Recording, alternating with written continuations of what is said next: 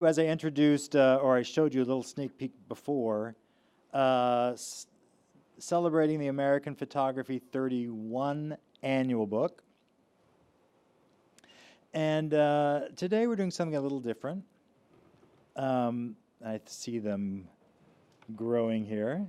We are going to have a conversation with two of the jurors who selected the winning work in American Photography 31, and two photographers who have work in the new book. So I don't know if everyone's here. We're all here. Okay, great. So I'll bring you up on the stage.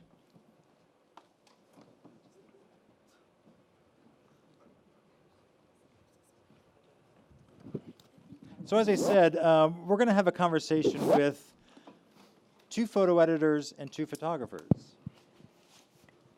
Should be good. We've all been emailing each other with all sorts of different topics and ideas that they want to bring up. And so I think it's going to be a good talk. Again, we certainly want to hear from you. So think about what you want to ask these gentlemen and ladies at the end. We'll save some time for that for sure. I was going to suggest if we need some more room, you can certainly break through and sit on the sides if you like. So I'm not going to go into any big biographical detail, but we do have sitting on the stage on your left, Clinton Cargill from Bloomberg.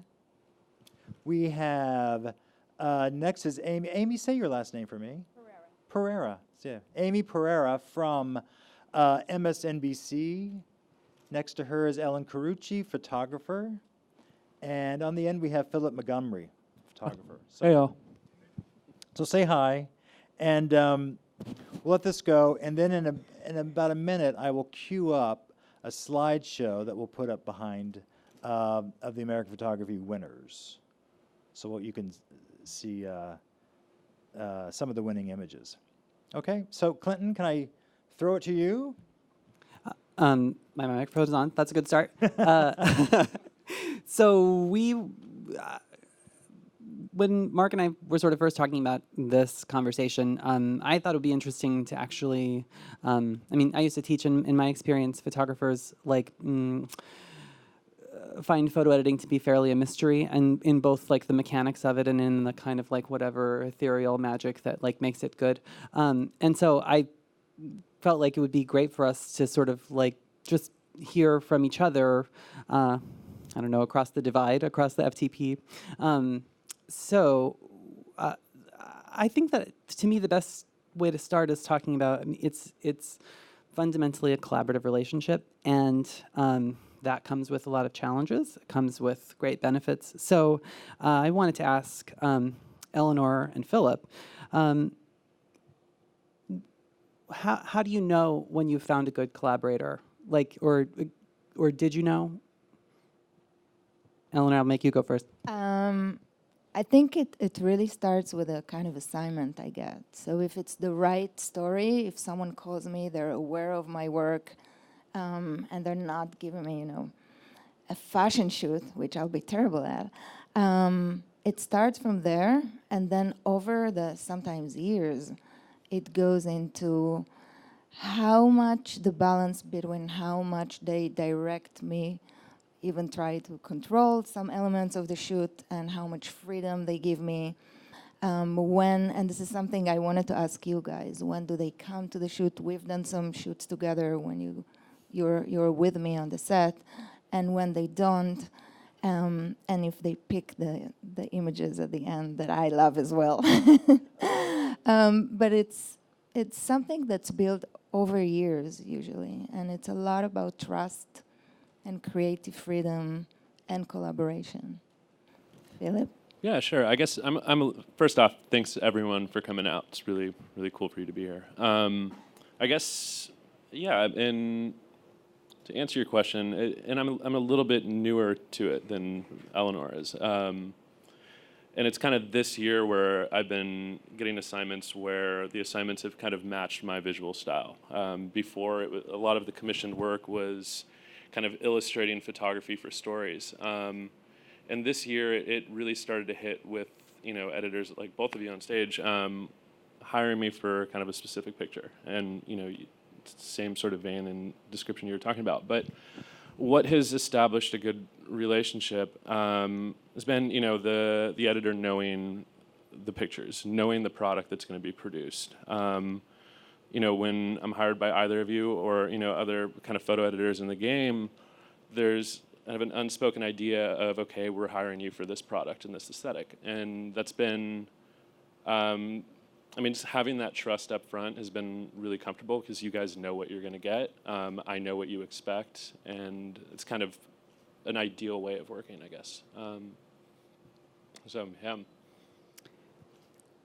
I have a mechanics question. How, like, in a month, how many different, like, photo editors or art producers, like, depending on, like, how many different people are you on the phone with, like, to discuss assignments or discuss your work? No one gets on the phone anymore. Okay. It's all by emails, or mostly by emails. True, yeah. Philip? It depends on the month. Right. It depends if it's a good month and you get, and the publications or, clients are pumping that month, or if it's quiet. Recently, it's like 2 or 3. It's really nice, and it's really kind of an intimate relationship. Yeah. Same number. And it's good. It's a good flow. Do you find that it's changed, though, over the last year or two? I mean, we had a bit of a lull, and there was a dip in assignments, and now do you feel like it's picking up? I can't say. I don't know. I feel like you could speak to that more. You've been in this game for a long time. And it's still a mystery to me. Yeah? Yeah, I mean, I don't know. I can have a big solo show out there with a lot of exposure, and no one calls me for 4 months. And then suddenly, out of the blue, it's been years. I'm 44. I'm like 20 years in New York. I haven't figured out the rules. I just know that things take time. So sometimes something big will happen, and I'll feel like. And then 3 years later, a photo editor calls me because they saw this thing. And That's exactly right. I mean, it's about a long-term look. You can't. It's almost never about. You saw something today, and tomorrow you have an assignment. It's like you just, as an editor, you have, you're germinating. You're thinking about it, and months later, years later, you'll have a story that comes up, and you'll say, oh, right, that person is perfect for it. Right. you keep the invites of my show hopefully in your folders, and then call me 5 years later. I guess in the meantime, though, when I guess a question that I always wonder about, and I know a lot of photographers kind of, face this, is when, the calls aren't coming in. Which is understandable, of course. There's a lot of photographers. There's a specific amount of content that needs to be produced, and you guys have people that you use. You have people that are on your mind. But what is a good way to kind of stay not on the radar, but stay in touch and kind of, remain in the forefront of your guys' thoughts as it pertains to assignments and commissions? Don't call. I mean, there's this thing. It's actually, I think this would probably be the most useful thing that either one of us says to you today. But I think first of all, to me, networking is like a thing that we do. It's part of our business. It's part of your job. You have to do it. But also, the best collaborating relationships are relationships where there's actually sort of clear affinity in terms of what you do and what you want to do. And so, you have to just kind of till the soil in those relationships and say hey, I'm going to be in X, just wanted to update you on, this thing that I shot that I'm excited about. And actually, I mean, certainly in editorial work, I feel like they function as relationships, and hopefully in the best case, also engaging in challenging friendships. But I think it just can't be a sales transaction. It has to actually be sort of really trying to connect. Yeah, I wonder if that seems overbearing, though. Does that ever feel, I mean, it's a delicate sort of dance, to be, saying hey, producing this, or hey, I'm here, and at the same time, not hounding folks, you know what I mean? Kind of pulling back and just kind of letting it flow. So it's I don't know, it's an interesting sort of thing. Yeah, the hounding is really off-putting. Right. For people who are absolutely inundated every day with hundreds of emails. I mean, it is overwhelming. But it's a conversation. So if you're just saying, hey, I'm going to be in Rwanda, just a heads up, it's kind of explicitly understood that I don't have to respond. If I need somebody in Rwanda, I'll call, and you shouldn't be offended by that. I think everybody's playing their part, and we all kind of know, I think, what that means. Well, so again, to sort of like unlock the mystery. Yeah. So you guys were saying, maybe in an average month, 2 or 3 people, different editors that you're talking to, dealing with. Amy, how many photographers are you interacting with at various stages of a signing in 1 month? I'll answer 2. It sort of depends. We've just finished up several huge features. So we're a very small staff, so we had to dial back on some of the smaller assignments just because we don't have the bandwidth to do it all. But I would say anywhere from 6 to 15, depending on the month. But then there's also, pick up on repro on photo essays that we do that are, existing bodies of work that people bring to us, but that aren't assignments. So we're engaging, and then people come in to show their work, and so then the number is much higher. But 50, yeah, easily. And then with emails and correspondence back and forth and ideas about, projects in the future, then you've got, many more. And that's part of the enjoyment of the job also, is having that communication. So it's not that that's unwanted at all. I mean, those conversations are crucial and a big part of it. Yeah. So, I mean, we, none of us, well, I mean, also to say, like, Amy and I don't do our work alone by any stretch. I'm mostly don't do any work. I just tell people about doing work. and so, No, you don't. but there's a team of like 6, 7 people that work with me on Business Week, and then Lenore Mamana, who is here, is working with me on Bloomberg Pursuit. So it's a weekly magazine. There's between, I would say, 6 and 10 assignments in every issue. So that, like, 6 times 4 is 24, 10 times 4 is 40, plus pursuits. That's like a month, right? Like, that's like a month of, and that's not the people that you call, and it's not who you meet with. But so there are some days when, like, 5 minutes to look at somebody's portfolio is an incredible luxury. And there are some days when I actually don't have 5 minutes to look at somebody's portfolio because I won't be paying attention when I'm doing it. And that, that's one of the things I'm learning how to kind of balance that, and how to actually, like, pop in and pop out. But it doesn't, those are raw numbers. But it doesn't actually detract from the significance of that interaction in the sort of 5 minutes. And like I mean, actually, both with Philip and Eleanor, when I look at their work with them, I see it differently. That's meaningful. And so I look to cultivate those kinds of relationships where you're seeing their work and they're helping you see it. Does that make sense? Absolutely, yeah. Having that personal contact makes all the difference. You guys ask a question. Can I also add the one quick thing about that? Sure. So, like, social platforms have become incredibly important, and so your Instagram account, Facebook accounts, all of that it's kind of crucial now. And so on a daily basis, I'm always checking to see what people are working on, what, even if it's just, snapshot or whatever, it's still people are looking. Yeah. That's not good for me. I had 2 questions. I wanted to ask what percentage of photographers are new photographers, and how much you go back to the ones that you know? And also, what I wanted to mention before, when do you decide to come with the photographer to the shoot? And when do you decide? I mean, other than the covers, that I guess you will be there, but actually, when we work together, when you're still at the Times, not necessarily you would sometimes send me for a cover or come to a story that wasn't the covers. I went with Eleanor twice on a shoot. And the first one was because we were photographing Marion Seldes, who is a wonderful older Broadway actress who I really have always loved. And that was the only reason that I went. And the second time was because we were shooting Anthony Weiner and Huma Abedin during his ill-fated resurgence as a mayoral candidate in 2012. And we had done a shoot with him at home that Eleanor did, and it got us to a great place for the inside, but we needed it to signal something different for the cover. And like, I don't know, do you guys, like, generally speaking, know who Anthony Weiner is/was? He had some unfortunate Twitter accounts. You see, social media is not always good for me.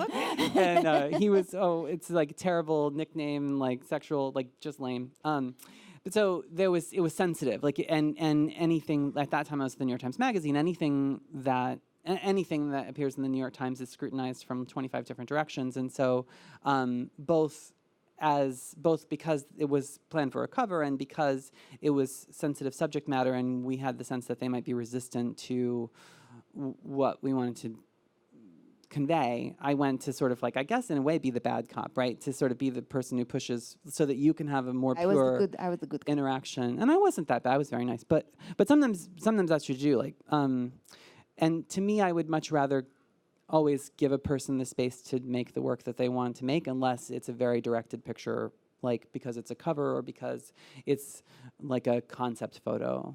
Do you prefer it? Do you like it? Like, You know I love you, Clinton, but no, because I usually, and it's not because I need to, my creative, just because it makes me insecure many times when you guys are around and I feel like I'm being watched and tested, and if there is a digital tech and someone is looking at my work while I'm shooting it, I'm like totally, it's hard. So, and also I feel sometimes, in your case, it was different, really, this shoot, because I needed someone to help me with what we're trying to get, that eventually we didn't even try to get too much because we felt it was... but I sometimes feel that it takes away from my attention to the person that I'm photographing, that I have to... Because you hire us, guys. So, you know, it's like someone is there to watch what you're doing, and... so I sometimes prefer to just go, especially since my kind of stories are families and sometimes sensitive situations, just to be there with the people and focus completely on them. I almost never go on assignments. There have been times where I've received work back, and I wish that I had been. But it's a relationship of trust, and if you haven't worked with a photographer before, it really is a leap of faith. And you make assumptions, I guess, sometimes that people are going to do X, Y, and Z, and that's not always the case. So for the most part, I mean, almost entirely. I think I've maybe been on 1 or 2 shoots in my entire career. On this, I mean, it's very, very important for me to communicate and talk and have conference calls and emails and a wish list. So I come to the shoot not to do my own thing. I'm going to bring my vision, but also to know what the magazine, what the editor, what you want. So this is very important, and it can be solved that way. I mean... Yeah, absolutely. To have the communication about what... It's huge. You have to have that. But then at the same time, you also just want to you have to trust them. So you let a photographer go and to do their thing. I mean, that's what you're paying them to do. So I don't like to get involved. I mean, once you've laid it all out, you send the photographer out, and then you leave them alone to do their thing. Please hire me, Amy, and I'll do whatever you want. I remember one of my very first assignments ever was a story about this man who claimed that he had rediscovered this extinct kind of woodpecker in like the swamp in Arkansas. And so the story about this whole thing, like, you know, if they had found this, it's like a conservationist dream, and it totally wasn't true. But it was the first time that I'd ever been a photo editor, and it was like the guy, these kind of nature dudes, like they wear, like they're in a kayak and like camouflage and all this stuff, and they've got the big lenses, and they're like out there in the swamps and doing this. And I had this picture in my mind, and it was like, for me as an editor, learning how to form the picture to understand the kind of story that you're, you know, the tone, the idea of what you're trying to convey. And then it was like remotest swamps in this old like tract of, you know, wherever. And the pictures came back, and I spent actually a fair amount of time in Louisiana, for what it's worth. There was a bridge in the background of the photo, and it was like the guy was in the camouflage, and he was like, it all looked right, but there was this bridge, and I was just like, why is that bridge there? It's supposed to be remote. It doesn't make any sense at all. And it was like I like to talk about mistakes because I think they're informative. it didn't matter that like the bridge was the real thing. It was part of the scene. And also, like, there's a million bridges over the swamp in Louisiana and Arkansas. And it totally didn't make a difference to the picture, but it was a good moment for me to sort of try to understand. You have to actually sort of envision the image and then, as an editor, be willing to completely let it go in favor of something better that you couldn't see. Right. Right, it's serendipity. I mean, Yeah. you can't control everything at all. I mean, I'm not there. I can't control what's happening. I can't tell the story from New York. You have to. So. Phil- In a bit. I got okay. All right. So we have this leading question that I'll go into from a prior submission. How do you promote and utilize commissioned work? Photographer. I guess it's a photographer question, or maybe How do we promote commission? Uncommissioned work. I misread it. Like your own. How do you promote your own work, your personal projects, or yeah. That's kind of a tricky one for me because I really I've made personal work and it's usually a pretty slow drip, but I haven't fully quite gone into a mode of promoting personal work. I think it's at least in terms of the career, I tend to promote kind of the stuff that's been shot because I also want to promote the story. I want to promote the work that the reporter's done and that the publication has done as well. So I haven't really entered a realm of pushing personal work in a lot of ways. Let me ask you a different question then. Sure. Because you've had a pretty phenomenal year, 2 years really, and like I feel like have formed a body of work, a lot in Ferguson, a lot around policing, that is A, really, really good, and B, like done mainly through assignment, right? Yeah, sort of. It was interesting. The start of the work was an assignment, and then for a while I was just kind of making it for me, and then I jumped on kind of other assignments. So it's a little bit of half and half, and then kind of sold it retroactively, I guess. So what were you showing to get the assignments that came out of that stuff? Well, I think it's a unique situation, that one. So the work started on an assignment from the Atlantic to look at stop and frisk, which is a police tactic that, us as New Yorkers, I don't really have to preface it. And that kind of opened a door to looking at policing in the United States. Ferguson happened, Mike Brown was killed, and I'd went. I didn't have an assignment yet, and I really wasn't looking for one at the time. It was saturated, everybody was there, everyone was there, and so at the time I was kind of going with the idea of like, okay, maybe there's a photograph or two here to be made that can kind of speak to the larger idea, but in terms of making a large body of work on this place, who knows? So I didn't pitch it because I didn't feel like I could fulfill, or I didn't know if I could produce something that would be relevant to you guys or really anyone else. That a new photograph that hadn't been seen, right? So I just went and kind of shot, and then I started to really feel the place, and it hit me on an emotional level, and it became a lot larger than making a single picture. I was fully immersed in Ferguson. And at that point, it wasn't about promoting the work at all. It was about continuing to make the work, staying there for weeks, and then coming back because I knew I had something that was different, and kind of quietly reaching out to you guys. And I was on assignment for you guys. I was on assignment for Diana. Diana, who's in the front row. But that was a small kind of individual story that was separate from the work I was doing there. So I was just kind of quietly reaching out and sending the pictures. But I don't know if that's necessarily the model for promoting, personal work or really any sort of story. But it was successful in that sort of context. I hope that's helpful. Eleanor, what about you? It's a little different because I never promoted anything else, really. I was a fine art photographer before I shot anything for magazines. And actually, the first magazines assignments I got, I turned them down because I was too scared to make them because I was working in such a personal, small way. I didn't even know if I can shoot on assignment, and so it's very different. For I did shed blood and tears chasing the galleries and museums and curators. So this I do all the time, and promoting and getting shows and books, and but I didn't do much. Maybe sometimes my agencies did of promotion of.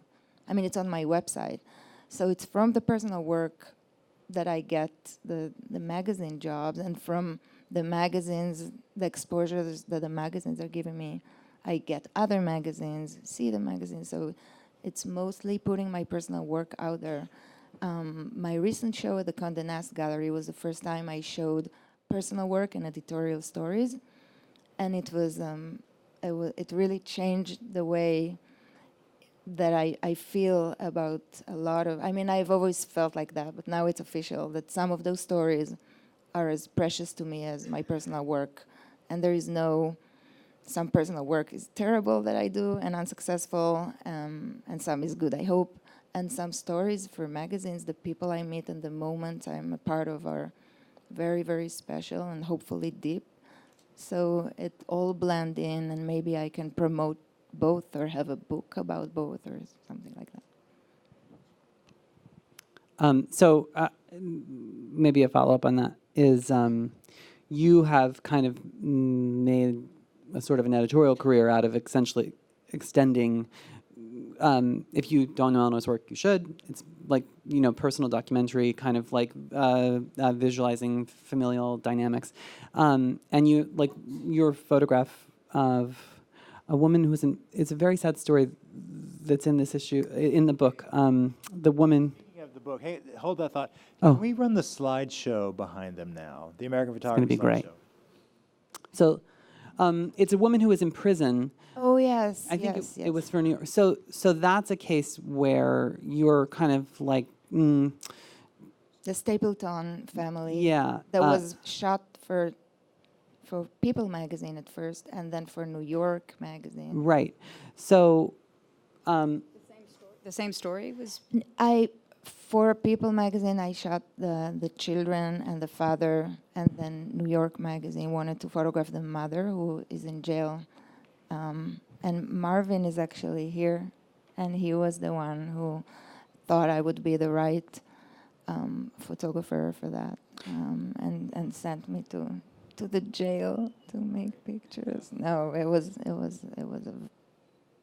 So I guess you've clearly sort of found a way to kind of translate your way of looking at your own imagery into more of an assignment space.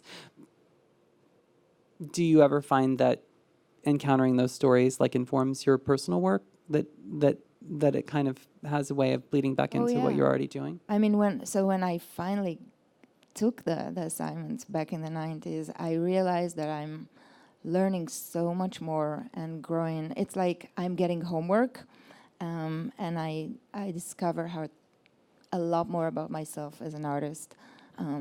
I also learn a lot technically when you do editorial and commercial assignment, which is great and very important.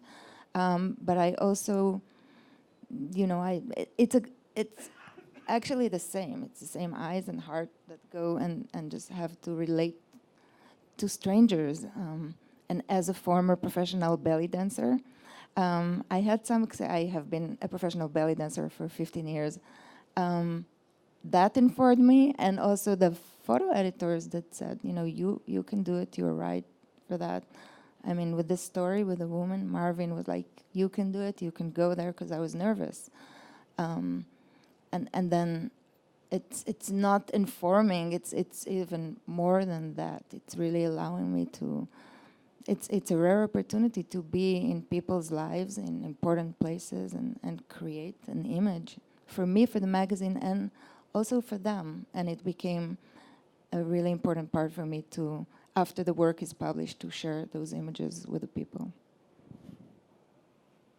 I have a question. I'm really curious about successes on your guys' end. At least for us, you know, a successful shoot is we've photographed the subject matter, you know, as accurately as we can, and it's visually beautiful, and we think it fits right in line with your guys' vision, our vision, and that's kind of a perfect blend. We send it off to you, it's good, it's published, and like, job well done, yes, thank God, nothing went wrong.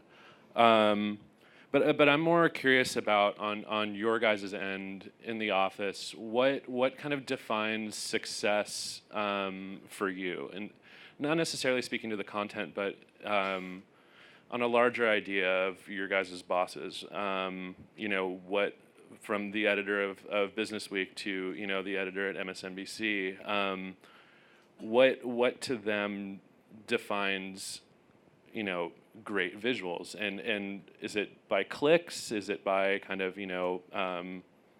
props within the industry? I mean, I don't know. I'm just kind of curious as to how that kind of engagement goes within your guys' workplace.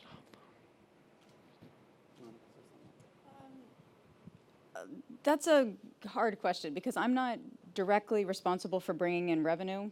So it's hard to put me in a position where I'm where they define my success and what I do by by some quantifiable thing. So, but having said that, obviously, if a story does particularly well and the traffic and the metrics are good, that makes somebody in the business happy, which can't hurt, what I do and what I want to promote.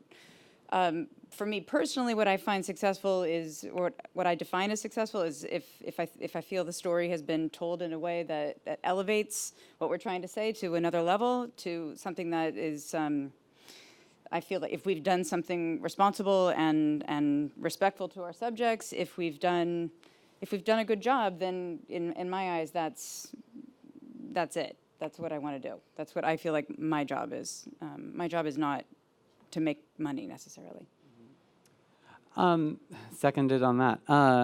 I think, well, first of all, I'm lucky in one regard in that Business Week, which is my sort of main focus point at work, is kind of defined by not looking like you expect magazines to look, and so there's not a pressure to have like a sort of perfect celebrity photo or like a certain kind of imagery, and I think of it as like it's very fail friendly, because if things don't work out, like the art directors will just like in 20 minutes like whip up like this totally crazy illustrate. I mean, and they're super they're like super talented, and I'm kind of constantly amazed by it. But what I notice is like in the process of the week, like we have like the room with the wall, and we do like 5 walkthroughs, or at this point like 6 or 7, like where the whole like little gaggle of magazine workers like go through every page and talk about this and this and like the headline here and the this that and should we switch this and blah, blah, blah. So you've seen the openers like a lot of times by the end of the week, and if you still feel a kind of like like just a little tug, like if I still smile when I look at a picture, or if I still feel like, wow, that's good, like that's what I go by, and it helps when editors notice. It helps when they're excited about photos, and I think I work with a bunch of really open-minded editors who think more things are great than I think are great, and so I'm always glad to hear when they like it, and then I feel like, yeah, that was pretty good, but the like ones that are like really really good, it's honestly it's just kind of like, do I feel that like a knockout emotional connection to it, which is a kind of a cop-out answer. No, but it's cool. It seems like it's not really in kind of both of your realms. It doesn't seem like it's really driven by revenues as much as it's just kind of personal taste within the office in a lot of ways, huh? Maybe. It's nice to win awards. But I mean, and also that winning awards, it is kind of a practical thing too. If I have, in any given year, if we've won several awards, then that means that the people who actually do control the finances will then be more likely to give us sort of money recognize. so that we can continue doing them. So it's part of the game. You just have to do it. I would never not take an award because somebody gave it to me. I mean, maybe not never, but like only for moral reasons. Okay, so maybe this is a good segue into what Mark has called democratization, which I like. So here's the question. In today's digital world, how is the craft of photography maintained? That's a hard one. What is the craft of photography? How about let's start there? I don't think that there should be a difference. I think the quality should be the same whatever platform you're working on. So whether that's for a book, a gallery space, a magazine, or online. I feel like there's an artistry to photography, and there shouldn't be different parameters for different mediums. Does that make sense to you guys? I think it makes sense to me. Speak up. Okay. Does that make sense to you? So do you, well, you work in an exclusively digital space, and No. do you think a lot about, like, do you think a lot about mobile? Like, do you, like, how things are going to play at the size of a small screen? Yeah, we have, and we just published a very long project with Matt Black called The Geography of Poverty, and we designed it from the ground up. It was a 5-part series that was over the space of the summer. And the developers and the designers, we worked together to create we sort of changed the layouts for the different platforms, because some pictures just don't work on a screen this big, and some work beautifully very large. So it's sort of, we kind of played around. So what you see online is a little bit different than what you see in mobile. Oh, that's good, though. But we had the luxury of somebody actually designing it and coding it for us. So it's not always the option. I guess what I think about it is,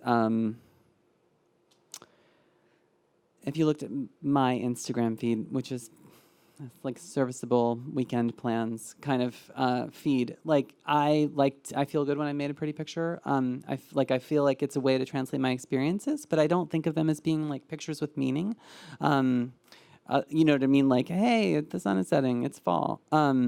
So to me, I feel like when a picture has meaning, when a picture contains a story, and I think there are people who do this like incredibly well, like who make a meaningful image at 2x2.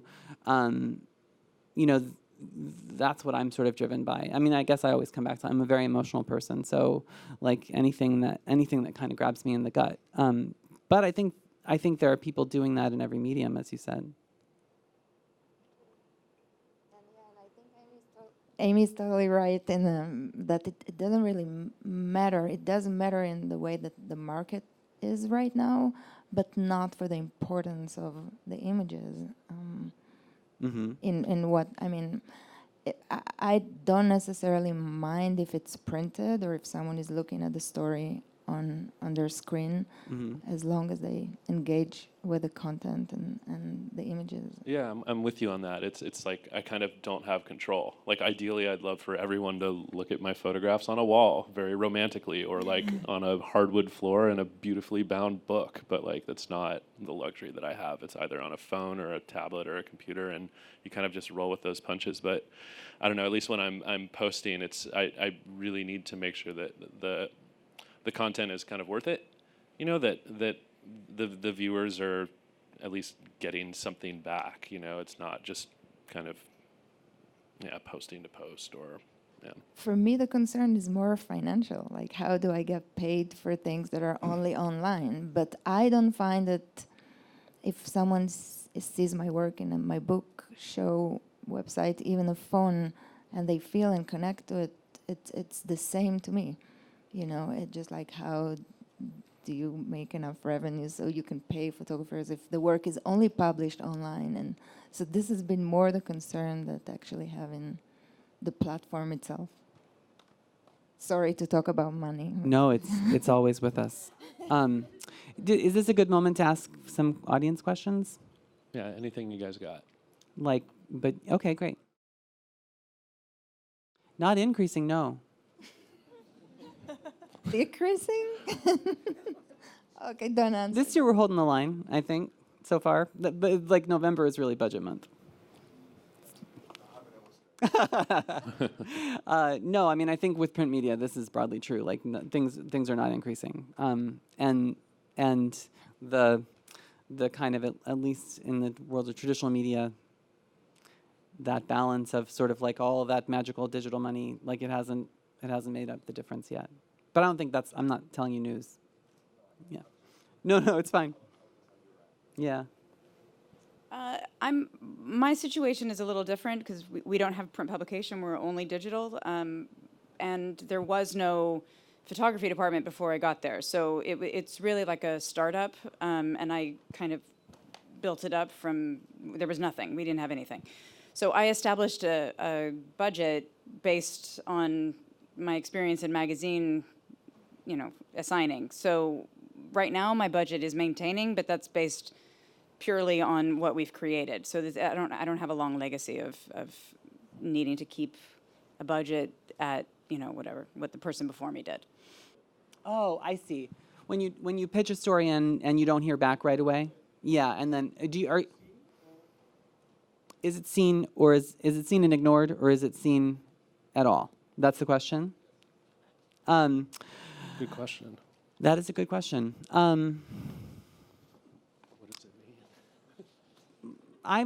Gosh, I hope I'm doing I hope I'm at 70% on response rate.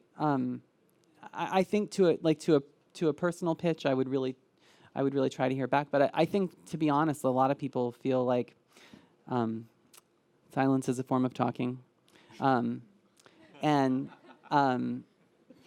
it's sometimes easier not to say anything than to say no. But I know, for me personally, I didn't get your email, or I got it, and then this other one came through that was on fire, and I answered that one and then went on with my day. So one healthy follow-up that's extremely professional and brief in nature a week later is perfectly appropriate. And also, I have a lot of friends that are photo editors, and we're I don't know, are there a lot of freelancers out here? Show of hands, who's a freelance photographer? All right, guys, we're at home. We've got 5 emails to send that day. They have an entire staff and an entire there's so many moving parts in that office. And I've Are you taking their side? No, I'm not. But I'm also being totally realistic about a non-response. It could mean something and it sucks. You're sitting there and you also have a day and you have a ton of stuff to manage, and you need to know whether or not you're going to pull the trigger on this. And we have days as well, but I think it's always important to be mindful that their days are crazy as well, and there's kind of an understanding in both parts. I think that needs to kind of be present in all business transactions, I guess. I mean, I just want to apologize to anybody in the audience if I have not responded to. Oh my God, literally half of you probably from. Yo, and on stage as well. Exactly. Sorry, Philip. I'm inundated all the time, as I think all photo editors are. I mean, I get messages on Facebook, on Instagram, on email, my phone. I'm getting texts. It's just coming in all the time, and I think it's really impossible to respond to absolutely everybody that emails.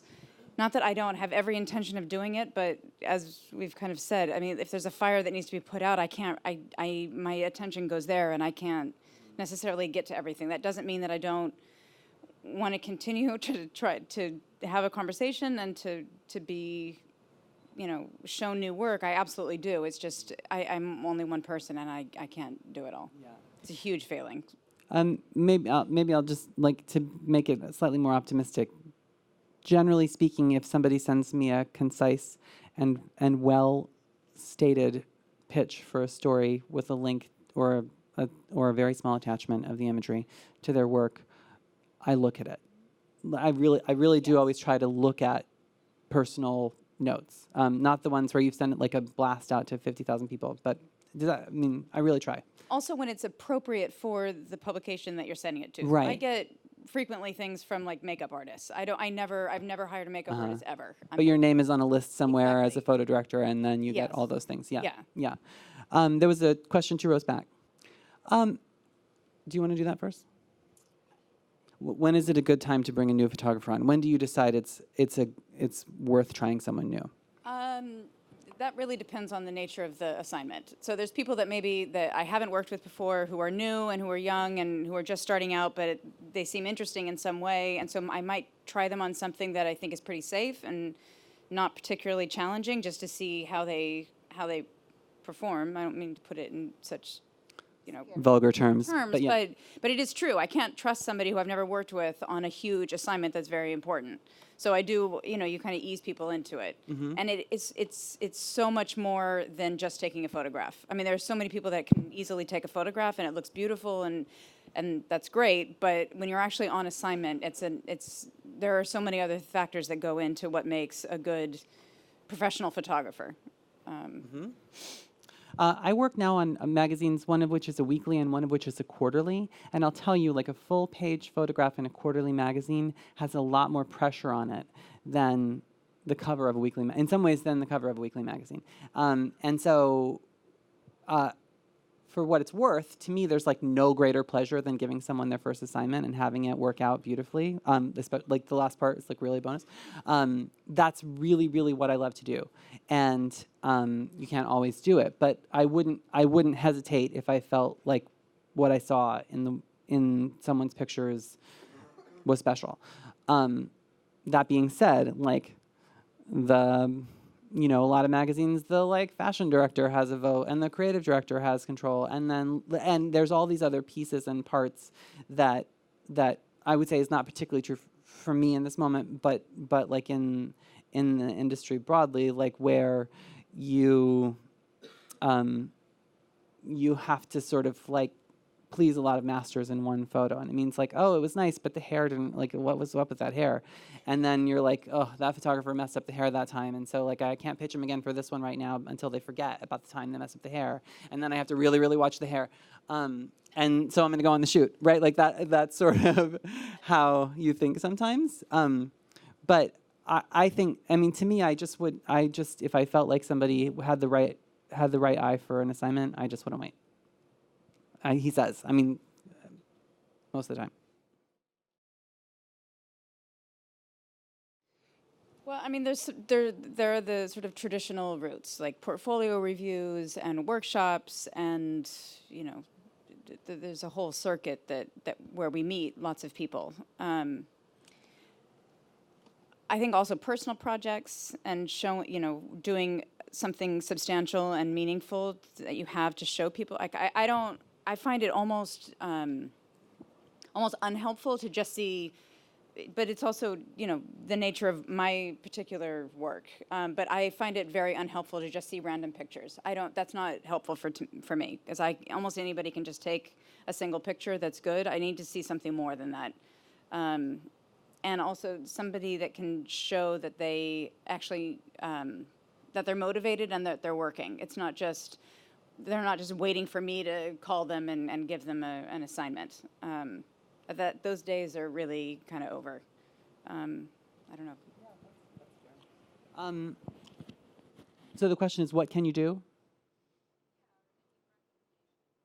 I mean, I think that's like just learn what your work is about, and really and that, I know that's actually a kind of a big ask, but the thing that I feel like I often see with like younger photographers in particular is like, I can do anything. I'm totally ready. I'm there for you. You need this? I got that. You need black and white street photography? I'm totally down. And it just doesn't make sense. Like sure, of course you are. Yes, absolutely. But I don't need you to do everything. I need you to do one thing well once. And that's how the relationship starts. And so to me, it's like, I mean, it's interesting to hear you talk about turning work down because you were afraid of not being able to do it right. That's like actually a pretty incredible kind of discipline, it's not that you should turn work down. Like that's not my advice to you, but that you should kind of try to understand what your work is about and really push yourself. Like what's the through line of my pictures? What are the pictures I want to be making? And then go make them for yourself until you have enough to show and get assignments doing that. Does that make sense? Yeah, totally. Yeah, totally. I think, I mean, and also I can't speak so much from experience, but I can definitely speak from seeing what a lot of my friends and colleagues are doing. And correct me if I'm wrong, please, but pitching is really important, especially if you have a visual style. Both of these folks on stage, these magazines and publications, they need content. And good content. There's kind of this constant flow. It's either a reporter brings it or a photographer brings it, but there is always a need for content because they produce a weekly magazine. And it's really good if you can kind of, if you have these ideas and you're like, you know, I can go shoot this, and this is relevant because of this, and this is appropriate for this place. And when you start reading these publications, you start seeing these themes like, okay, this could be a Business Week story. This could be a story that MSNBC would run. This would be something that the New York Times, kind of like city section, like the Metro section would run. And so you kind of have these ideas of what they do and where you fall into that, and then presenting that to the powers that be and saying, hey, I'm making this. And this is kind of the step that I do. If you're ever interested, let me know, and I'll continue. And also, are you guys interested in hearing about this? And that, I think that's been successful for a lot of my friends, at least. That also speaks to being the proactive part. Like, it's just not, you can't wait for somebody to call you. You have to actually keep moving and produce work and talk about projects and come up with ideas. And then that's where this conversation starts. It's very rare to have a photo editor, unless you have a very long career and history with somebody, for them to actually call you and say, out of the blue, I want you to go and do something completely new. Right. I mean, it's always a jumping off from where the photographer starts, I think. Sure. And by way of, I see your question over there. You're next. You got it. By way of explanation, there's like definitely someone sitting in the front row who I've known for years and like whose work I knew for years, Yeah. Ben Rasmussen, who I didn't like assign for the first time until years into knowing him, and that isn't that right? And he's not mad, which is nice, but it like they are relationships about longevity, and so your work comes into focus at certain moments, and where I am in my listen, I was in 2007. I was like a young, insecure photo editor who like really didn't know what I was doing, and I was just like trying really hard to do it. And like now I'm more confident than that, somewhat. And so it's about also just kind of it's about keeping in touch and keeping a relationship positive, so that when the time is right, you have laid the groundwork. Does that seem fair? Yeah, and the relationships are pretty long. I mean, I've been working in New York for 15, 16 years now, and I still have relationships with people that I met on the first day of Newsweek. You know, it's not, those are long relationships, and they span all the different publications, because eventually a photo editor will work at multiple places in lots of different, platforms, and so those relationships don't end when they leave a publication. Totally. All right, I'm throwing it over to you. Yeah, I guess that's the thing. I kind of am. It's a sufferfest when I'm on the shoots in a lot of ways. I kind of feel the weight of the people that I'm working for tremendously, because I'm first and foremost, I'm a fan. Like, I'm a huge fan of these places that I'm working for, and it's all a little bit surreal.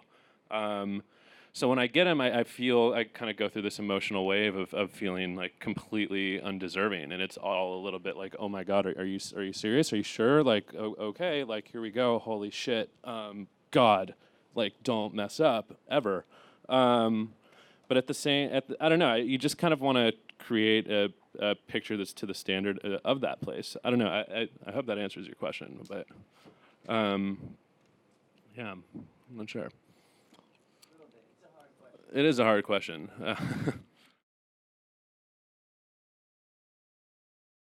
Yeah, no, but I still think that I'm when any of these individuals get in touch with me, they know they're either hiring me for a specific aesthetic, or they're hiring me for my ability to get it.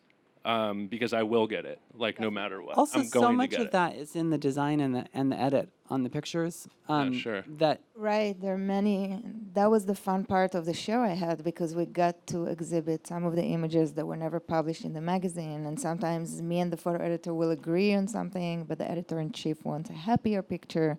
So I don't know if it's the 30-70, that some images are ours completely, and some are taken because they want an image of this person smiling, and some is 100% for the magazine, and Right, it right, depends right. from one picture to another. Right. And then the edit can really not completely represent, or even not represent at all, And I'm the shoot, and the edit can represent the shoot, and can edit can be one picture or 10. And I'm also I'm really conscious of what the publication needs as well. You know, like Yeah, you're being commissioned because they have very specific needs. It's not this romantic thing of like, go make your picture and like whatever you want. It's like, hey, we need this. And they know that there's an understanding that I'm on the other end of the phone. I look at the magazine, I look at these stories, and I go, okay, this is what a New Yorker like profile picture will look like. This is what a Bloomberg Businessweek double chuck will look like. This is the sort of way that they want. Like, this is the editorial need. Now it's my job to kind of blend that need with my voice, and so that's kind of the dance that I feel like you and I both do. It's a Eleanor Carucci photo, but it's also appeasing whoever you're photographing for, and that's where the kind of perfect marriage works. Or right? especially what they asked in the, I mean, sometimes they would Right. tell me, Eleanor, we know you like the close-ups, but not this time. Right. Just pull back, and And it's I will sometimes keep it and in it's, mind. and it's sometimes not even relevant. Like a successful shoot I had was shooting golf. Like, I've never photographed sports, and like golf is great. What? But like, and I didn't get that. But at the same time, like, that had nothing to do with my style, but I think it had everything to do with my ability to like push and get it, and I was going to get it. So I don't know. Any other questions? I'm giving it to you. Who had your hand up? Okay, I was not a photographer. My father's a photographer, so I grew up around it. And then I went off to study cultural anthropology and traveled for many years. And the director of photography at Newsweek at the time hired me because she liked that I had this sort of funny background. The question is how you make.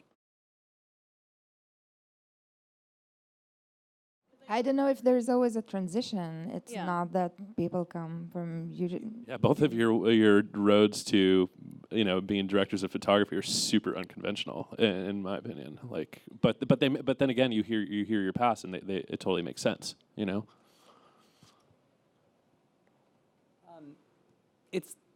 It's not that it's a bad question. It's that there are so many different Yeah. sort of like, and I mean, I was like a sort of lost administrative assistant who kind of fell into the photo department at the New York Times Magazine and was like, yeah, I know how to use the FedEx website, no problem. And that is literally my transition. story. Of course I know how to use the FedEx website. You need these photos returned? You got it. And I actually didn't know how lucky I was. And then until I was like sort of standing next to Kathy, and she was like, what do you think about this picture? And I was like, I don't think that one's as compelling as the other one. And she was like, okay, got it. And it was like, I had no idea. And so sometimes it's just dumb luck. But I think the thing is that I landed in that place because I had formed relationships with people who I respected professionally, who then and who I'd worked with, who said, oh, you should talk to this person. He's a really, really smart kid, really good kid. And so you do a lot of that. But if what you're saying is, I want to be a photo editor, I want to be an art director, look for ways to assist on set. Like, just introduce yourself, have informational meetings with as many people as will talk to you, and kind of just find out about it. Like that. I mean, that's also like life advice for anything. Have informational meetings. Like, talk to people without wanting something explicitly. And come to the party tomorrow night. For sure. Meet We're people. we're susceptible when we're I drunk. hate to end it, but we have to stop here. I think we're all Thank okay you with all that. so much. okay. That's a treat. Cool. Thanks for coming, guys. Really. Really a treat. Clinton, Thanks for having Amy, Eleanor, Philip, thank you so much. Yeah. Cheers. Thanks a lot, Mark.